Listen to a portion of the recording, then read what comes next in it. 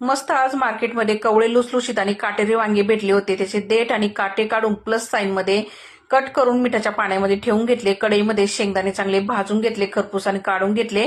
तसंच उभा चिरून घेतलेला कांदा तेलासोबत चांगला गुलाबी रंगावर येऊपर्यंत परतून घेतला. साईडला करून त्यामध्ये 2 चमचे तीळ टाकले सफेद आणि ते पण खमंग भाजून घेतले. लसूण कोथिंबीर भाजून घेतली चांगली परतून. नंतर भाजलेले शेंगदाणे टाकून मिक्स करून घेतलं. वाटण मिक्सरला फिरून घेतलं बारीक असं. वाटणामध्ये घरगुती मसाला, लाल काश्मीरी मिरची पावडर, धना पावडर, गरम मसाला, हळद आणि चवीनुसार मीठ टाकलं, मिक्स करून घेतलं आणि वांग्यामध्ये मसाला भरून घेतला चांगला. आता कढईमध्ये लगेच तेल गरम करून घेतलं, त्यामध्ये वांगे सोडून घेतले. वांगे चांगले स्लो गॅसवरती चांगले परतून घेतले खमंग असे. नंतर ना साईडला करून घेतले असे. त्यामध्ये राहिलेला मसाला तो पण परतून घेतला तेल सेपरेट होईपर्यंत.